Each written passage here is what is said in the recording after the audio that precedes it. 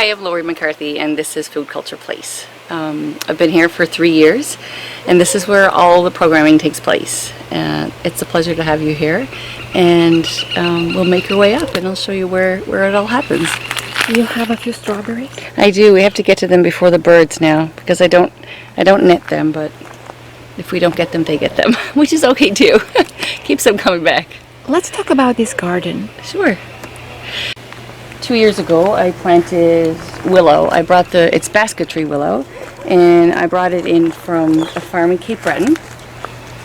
And I've never grown with basketry willow. I've only ever worked with wild willow. And so this was a bit of an experiment, and it's flourishing. So the plans are, of course, to expand it. And there's 6 different species grown here, and they just yield the most beautiful colors, yellows and browns and reds, and yeah, so it's very special to get to weave with the stuff that you grew yourself. So the first Irish skib that I made with the willow harvested from last year, so that's a special one. I came from Cape Breton.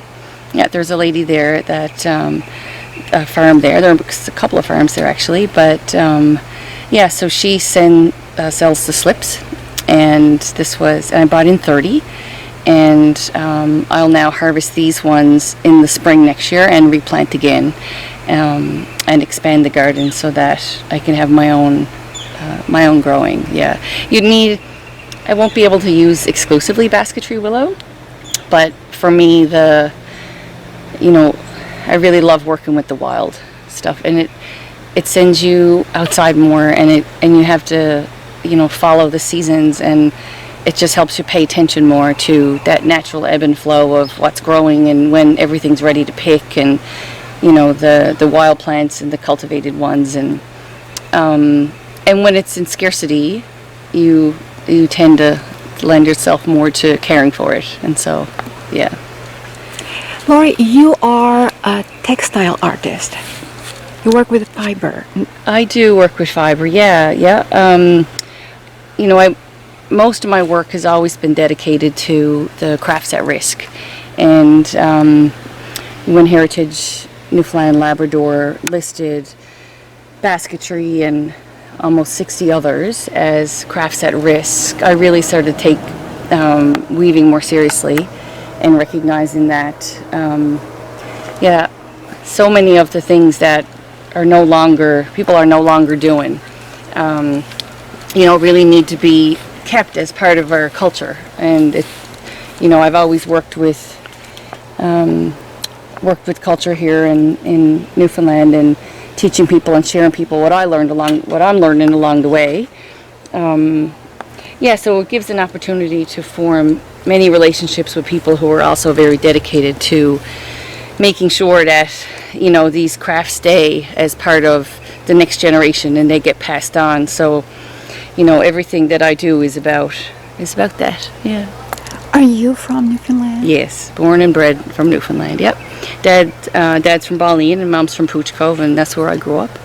So, and I'm now down on the southern shore, on the Irish Loop, and it's it lends itself to less of a busy life, living in outports like this, and it lends itself to giving back into the communities, and then you're bringing to the community, something that may not have been here before. So that's very helpful, I find, to build in that sense of community. Yeah.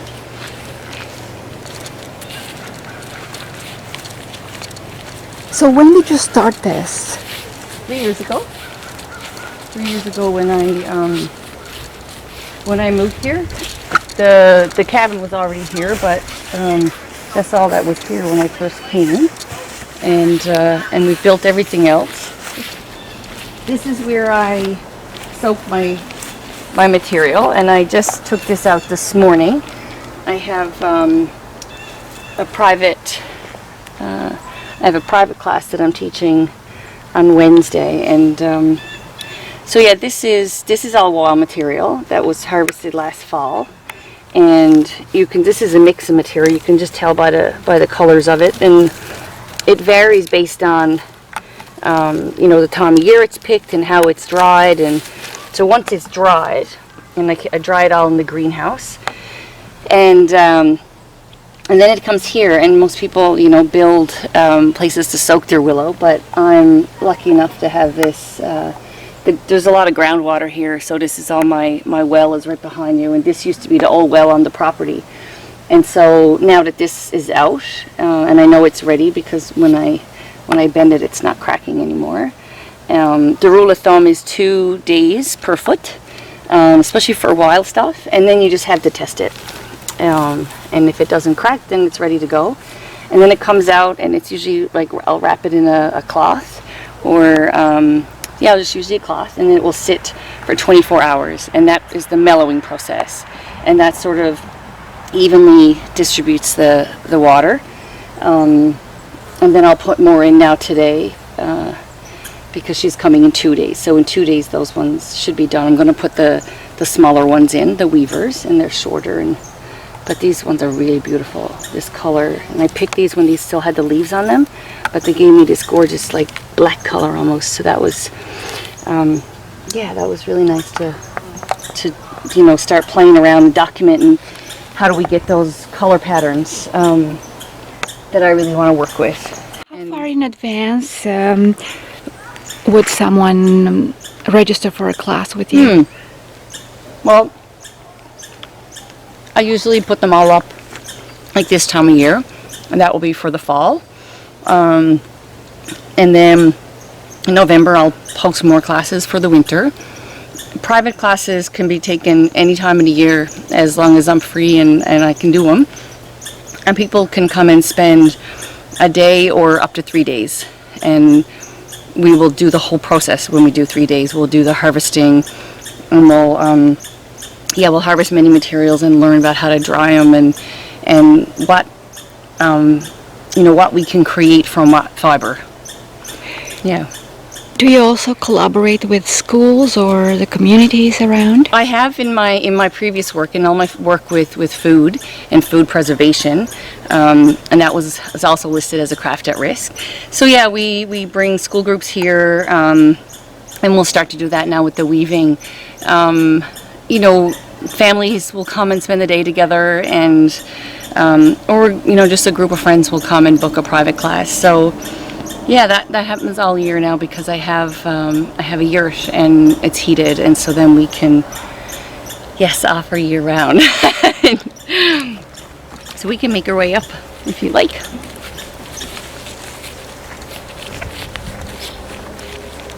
I noticed that you have several hammocks. Yes, that's where I do lots of my thinking. We love hammocks around here.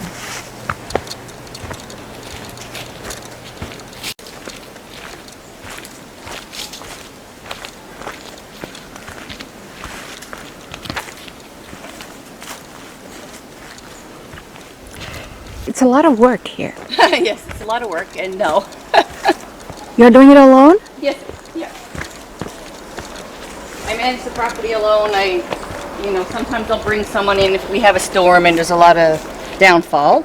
But slowly I'm cutting the paths, and I now have a path that goes all around the 3 acres of the property. Yeah, and I leave the brush because there's lots of rabbits and grouse that nest here, and so I don't like to alter it too much. I like to leave it. I really only move stuff when it's in the trailway or it's, you know, dangerous in that it may fall. But I cut all my own wood and store it, and I burn wood here on the property, in the yurt, and in my home.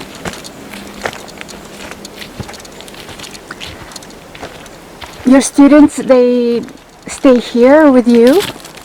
Yeah, they don't stay here overnight in the yurt. The yurt is just for workshops, and yeah, they can. Sometimes they stay in the camper. We rent that to hikers and people who come to do the residency mostly. Yeah, or you know, anybody passing through. So lots of time, like if you soak in really, really clean water, the willow will still be dirty, but it won't be as dirty as, this because I soak it in groundwater. And so hosing it off is always helpful. And then I'll actually wipe each one down before we weave with it.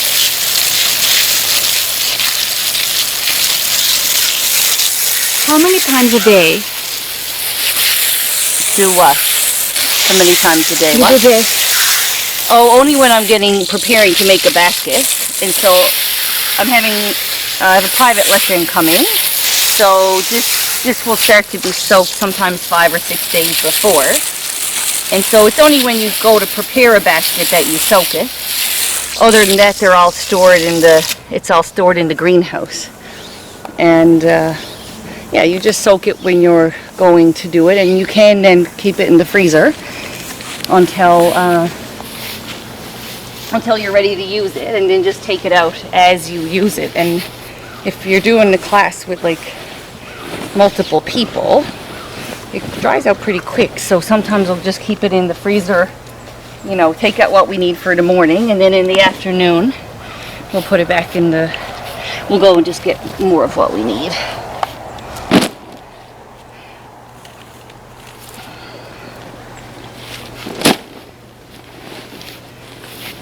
And this will sit in here overnight, and then it will go in the freezer until we're ready to use it. So Lori, who did you study with? I have not studied with many people at all, actually. It's always in the middle of working something. Yeah, I've just been recently taking workshops with people that weave. I mean, there are not a lot of weavers left in Newfoundland, Labrador anymore.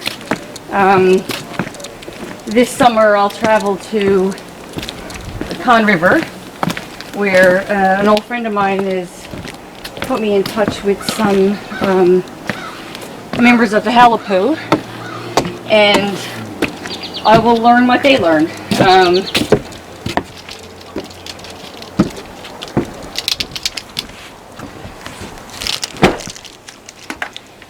So this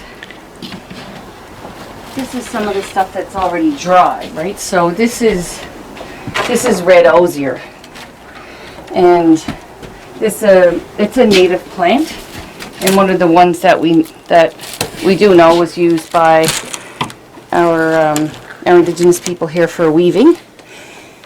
It doesn't grow. It's difficult to find it in this kind of perfectly straight place, but down behind my greenhouse there's about half an acre of it. So I've been cultivating it since I moved here, and so as you trim it, it will sprout new ones every year, and every year it will grow a new sprout like this. So if you take care of a big patch of it, now when I moved here, it was never really used for basketry, so it just, you know, went wild, and so I've been slowly picking out of it, but then I'm slowly cutting it back, like usually like about 5 feet every year, and just because I don't want to damage that ecosystem, and the birds love the flowers and the berries that come on it too. So I just take a little bit every year and give it all a chance to regrow. So yeah, that's the red osier, and that's what will give you this color pattern here. Right, this will give you this beautiful red, and when it's harvested in the cold, it will maintain its red. And like this is, again, so then you start playing with colors, which are really fun. This is just a little bit, and this is all wild willow as well. And some of this here was some of the stuff that I grew. So this was my basket that was made mostly with stuff that I grew, and then the red osier that grows wild. And then this is I wanted to do a basket that was all with red osier, and that was the first one that I made. And so that's the one that we teach now. And that can really be, like, that can be done by someone who never wove a basket before, you know, inside 5-6 hours. So it's very rewarding because people think it's going to take days and days to make a basket, and I'm like, nope, you'll leave here today with a basket. This is the one that was woven by like a first time weaver. So they leave them here? sometimes they do. That lady did in particular. And this was the first thing that I had ever. This was literally the first thing I ever wove. And you know, we look back now and we're like, oh, you could have done this better or that better, and which is great, you know, for the learning of it. But you still love it. I still love everything, and everything that it is, because it was, it's always about getting lost in the process for me, never about the end result. You know, it's nice that we get a basket at the end, but, you know, sharing this space with people and having people come and spend the day, it just brings something so special to them, it seems, when they come, and gives people a chance to slow down. And so the weaving is very, very important piece. Did you make this? I didn't make this, no. My mom gave me this. When I started really documenting some of the crafts at risk, my mom found this in an old church, and she gave it to me for my birthday. And there was a lady here who wove a basket just last month, and she rug hooks, so now she's going to come and teach, because I always invite people in to teach the skills, the craft at risk skills, you know, and I usually just leave it to those chance encounters where people come here, they fall in love with like being here, and then they, you know, offer up, well, you know, I hook rugs, or I, you know, make riddle fences, and it's, you know, if you'd like to come and teach her, that would be wonderful. So we've taught Indigenous beadwork. Of course, we do the food preservation and the fermentation workshops, and that food and food ways while foraging and preservation. And we have a lady coming to teach sealskin work. And we had Sarah Hanning came and did. She's an incredible beader. She came and taught beadwork this year, and Kelly came and Kelly taught. Kelly's health food. She came and taught here, and so yeah, it's very, very special. Very nice to be able to create a space where people can come and connect like that. What about your children? Are you teaching them as well? Yeah. Yep, my daughter actually made this little one right here that's hanging. So I find you can't push that stuff, you know. People say, oh, you know, your kids must be able to do all this. Well, no, they're just like other kids, you know. But, you know, when they're in school and the teachers, you know, in social studies talking about codfish, or, you know, as a incident where the teacher had mentioned it, and my daughter knew all about codfish, knew how to clean it and salt it and preserve it, and, you know, what mom does with it, and so those are the moments when you're like, yeah, you are listening. So I think that the best learning comes from if you're doing it and they see you do it, and then they see how much important it is to you, and they're picking up stuff like that all the time. You know, they love being out picking stuff with me, and making stuff with it. You know, the teas, all the fermentation. They get to reap all the rewards of it all. So they really love it. And sometimes, you know, it's a particular season, like it's willow, it's time to get the willow or the red osier or whatever, and then it's like an overnight. Like, you know, you take the kids and like, yep, let's go for an overnight, and we'll take the camper and we'll stop wherever we see it growing. And last year we did the Irish loop and stopped all along the way. And then I tag all the sites where I harvest, and I have a big collection of the species and where it was harvested, and that lines up with Google Maps, and then that's for the purposes of identification. Yeah, see, there's so many species of willow here, and it's a real learning journey to figure out, like, you know, which kind is best for what. But that's the fun of it. What's it like here in winter?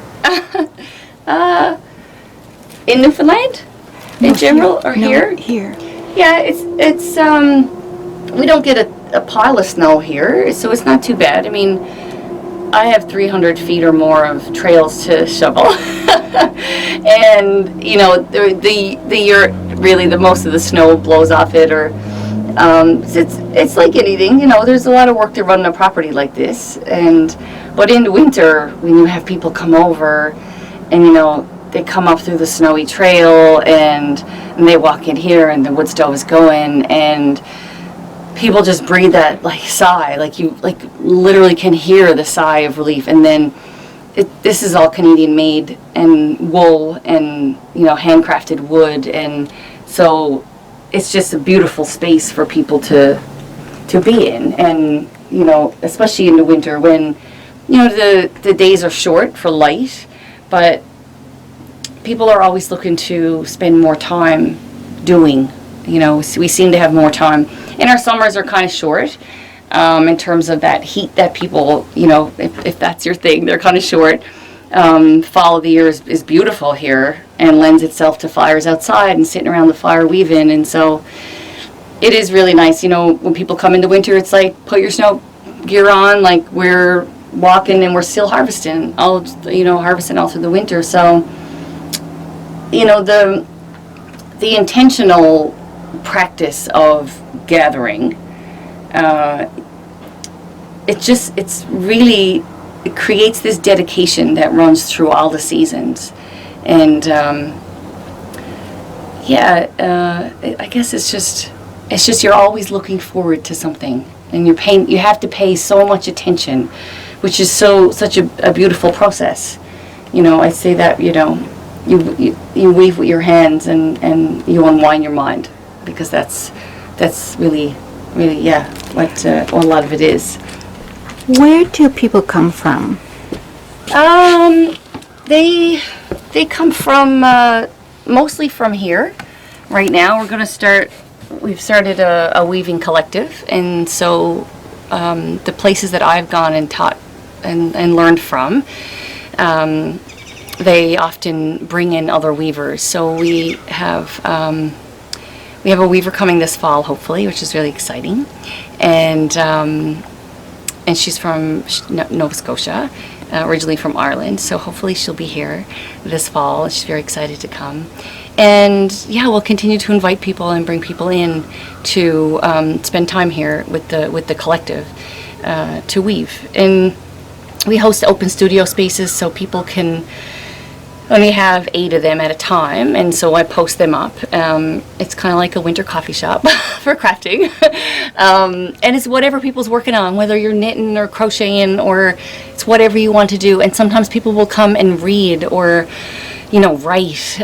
So it's really a space that it's just giving yourself that time and dedication to making and doing, which is different than the kind of doing of, you know, to-do lists and life tasks.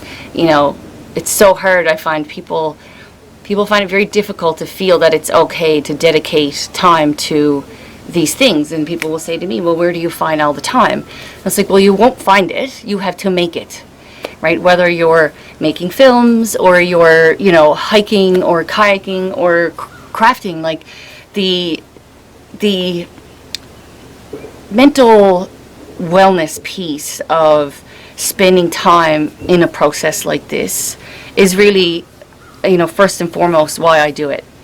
And I am not like a master basket weaver. I do it because I want people to learn it along the way with me. So I'm learning it along the way, and I'm teaching it along the way, but I can only teach you what I know, what I'm learning. So I travel and I take courses from people, and I, you know, buy them online, and I watch endless YouTube videos, and I have beautiful conversations with weavers all over the world. And it's an incredible sense of community of people who are so dedicated to this art and craft. And whether you do it just for fun, it's still as important as if you're a professional artist. And, you know, whether you sell your work or not, you just keep making it. It's no reflection of whether you're an artist or you're not. And I find people get really caught up on that. You know, it's just, is just keep making it. What you do with it after, whether you teach it or you sell it, or it's like it's secondary, you know, making and moving and getting lost in that process and continuing these things that are dying arts. Like these are listed as, you know, critically endangered. Like the fact that so few people still know how to do it. And then when you go places like this one, when I wanted to make pine needle baskets, but the pine in Newfoundland is not long enough to work with. I mean, it is, and I have made I've made a coaster, but the needles are so short; they're really difficult to work with. So I found a tree literally in someone's yard, and I knocked on the door and I asked him what it was, and he told me, and then I realized that it's like skipping across the road, and it's a big patch of it. And so this was one of the first things that I learned to weave this in this style, like the pine needle. Over on the west coast of Canada, they use ponderosa pine, and down throughout the states they use ponderosa pine. But this one I started when I was on a plane on the way to Mexico, and then when I got to Mexico I had nothing to weave with, and then I started like beach combing and collecting along the way. And then there was a young fellow who worked at where we were staying, and he was just watching me for, you know, days, and he came over and asked what I was doing, and I said, well, you know, I'm weaving, and I find it really nice to weave in the place where I go, and then I get to take home the thing that was made in the place with the material and fiber from there. And then he told me this whole story about his grandmother was a weaver, and she used to make these beautiful Mexican baskets, and he never learned how to do it, and he's so sad that he didn't learn to do it. And his mom, and he came the next day and brought me this material like that his grandmother used to weave with, and it was like made my whole trip. And then there was this couple that came, and they used to bring falcons and birds of prey in to circle the where we were staying, sort of to keep the, you know, pesky birds off. And they had brought me some feathers because they were coming like every day, and then they brought me feathers, and then I worked the feathers into the basket. But it's also then you get the, like, so it's about the people that you meet along the way. And I mean, I don't know, isn't that what life's about in general? You know, for me it is. And those stories that you get to collect, and, you know, how it's so much about how we connect to places and people. And, you know, I just thought that it was so special that they took the time to do that, and they found it so interesting. And yeah, and then there's the little, you know, sometimes you'll go to someone's yard and you'll see something growing, and I'll ask them, it's the end of the season and it all needs to be, you know, taken away anyway. And I'll knock on people's doors and ask them if I can, like, trim all their garden plants, and they're like, sure. And then I usually take baskets with me so I can say, yeah, I make little baskets, and then I'll, like, weave them a little basket and give it back to them as a thank you for letting me harvest all their material in their yard. It's I think it's more doing them a favor, but and these little birch bark baskets, we also make those and teach those in class. And then when we have like a 2-day program, we'll bring people into, and we'll actually harvest handles on the beach. And so we'll go and walk, and we'll forage and see what we can find, and then people will work their handles into their baskets sometimes. How far is the beach? Oh, just 5 minutes from here. Yeah, down the trail.